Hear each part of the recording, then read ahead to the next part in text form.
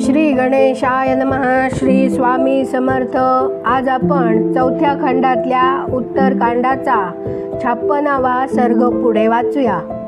ब्राह्मणाने अशा प्रकारे विचारल्यावर श्रीराम म्हणाले, ब्रह्मन, तुम्ही या कुत्र्याच्या शिरावर जो हा प्रहार केलेला आहे त्याचं कारण काय बरं आहे? विप्रवरा, यानं तुमचा काय अपराध केला होता म्हणून तुम्ही याला काठी मारली?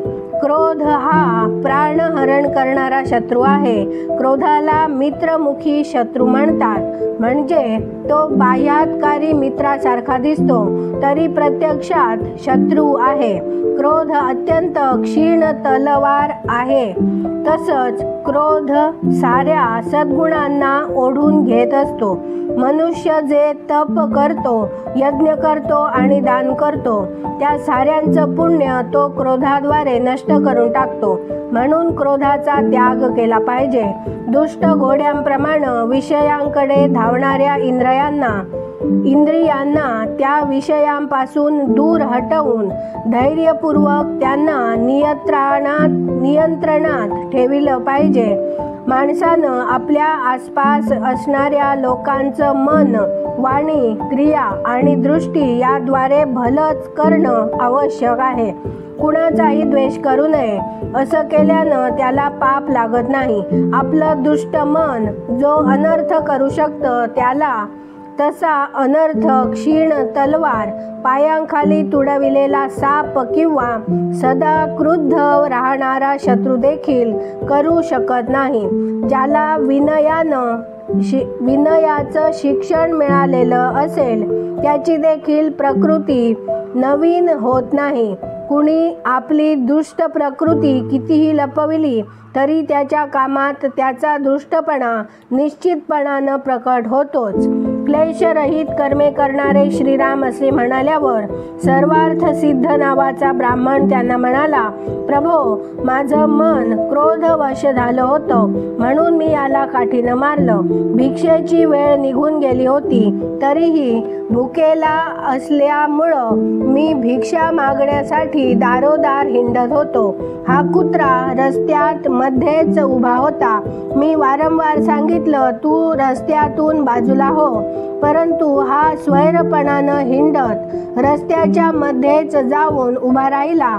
मी भुकेला तर होतोच, मग मलाही राग आला. राजाधिराज रघुनाथा, त्या क्रोधाच्याच आहारी जाऊन मी याच्या डोक्यावर काठी मारली.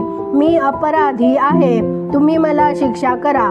राजेंद्रा, तुमच्याकडून शिक्षा झाल्यावर मला नरकात जाण्याची भीती राहणार नाही. तेव्हा श्रीरामांनी सर्व सभासदांना विचारले, तुम्हीच सांगा याला काय शासन करावं, कोणता दंड करावा? कारण नीटपणानं दंड प्रयोग केला तरच प्रजा सुरक्षित राहते. त्या सभेत भृगु, अंगिरस, कुत्स, वसिष्ठ आणि काश्यप इत्यादी मुनी होते. धर्मशास्त्राचा पाठ करणारे मुख्य विद्वान उपस्थित होते. मंत्री आणि महाजन हजर होते. आणखीही खूप असे पंडित तेथे एकत्र झालेले होते. राजधर्माचे ज्ञानी असलेले ते सर्व विद्वान श्री रघुनाथांना म्हणाले, भगवान, ब्राह्मण दंडाद्वारे अवध्य आहे. त्याला शारीरिक दंड मिळता कामा नये. तसंच सर्व शास्त्रज्ञात मत आहे. त्यानंतर ते सर्व मुनी त्यावेळी श्रीरामांना म्हणाले, रघुनाथा, राजा सर्वांचा शासक असतो. विशेषतः तुम्ही तिन्ही लोकावर राज्य करणारे सनातन देव भगवान विष्णू आहात. ते सर्वजण असे म्हणाल्यावर कुत्रा म्हणाला, श्रीरामा, जर तुम्ही मजवर संतुष्ट असाल आणि मला इच्छेनुसार वर देऊ इच्छित असाल तर माझं म्हणणं ऐका.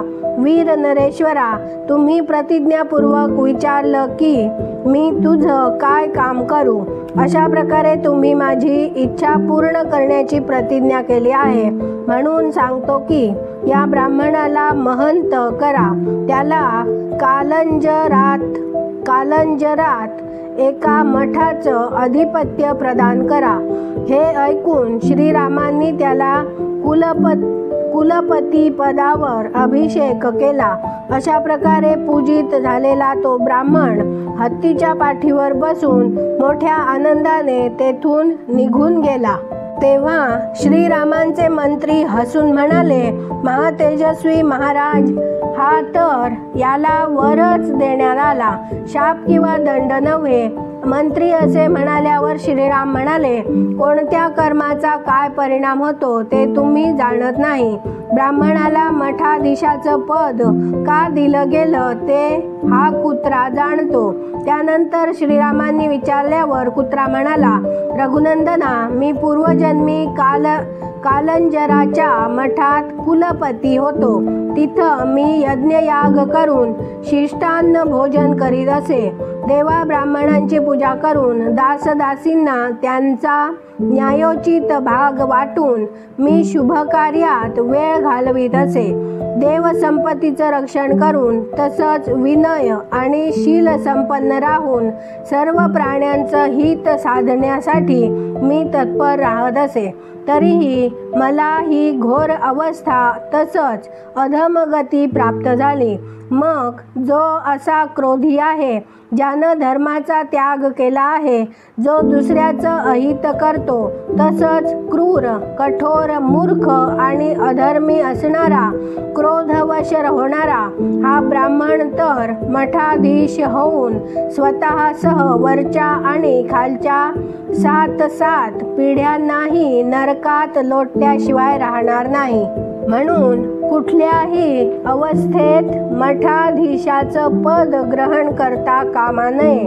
ज्याला पुत्र, पशु आणि बंधू बांधवांसह नरकात जाण्याची इच्छा असेल, त्याला देवांचा, गायींचा आणि ब्राह्मणांचा अधिष्ठाता करावं. जो ब्राह्मणाचं, देवांचं, स्त्रियांचं आणि बालकांचं धन हडप करतो, तसेच जो स्वतः दान केलेली संपत्ती परत घेतो, तो इष्टजनांसह नष्ट होतो.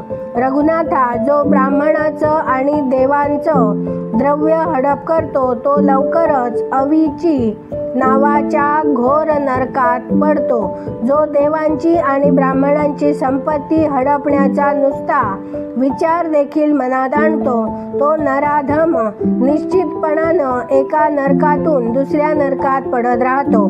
कुत्र्याचे हे वचन ऐकून श्रीरामांचे डोळे आश्चर्याने विस्फारले आणि तो महातेजस्वी कुत्रा देखील जिकडून आला होता तिकडेच निघून गेला. तो पूर्वजन्मी मोठा मनस्वी होता, परंतु या जन्मी कुत्र्याच्या योनीत उत्पन्न झाल्यामुळे दूषित झाला होता.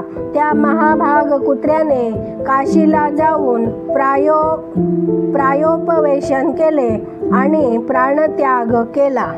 इथे 57वा सर्ग पूर्ण झाला. उद्या आपण 58वा सर्ग वाचूया. आपण श्री वाल्मिकी रामायणाच्या शेवटच्या खंडात पोहोचलेलो आहोत. तरी कृपया हे रामायण वाचन जास्तीत जास्त लोकांना शेअर करा, लाईक करा, सबस्क्राईब करून बाजूची बेलवर क्लिक करा. त्यामुळे आलेला प्रत्येक व्हिडिओ तुमच्यापर्यंत नक्की वेळेत पोहोचेल. आणि कमेंटमध्ये जय श्रीराम लिहायला विसरू नका. धन्यवाद. जय जय श्रीराम.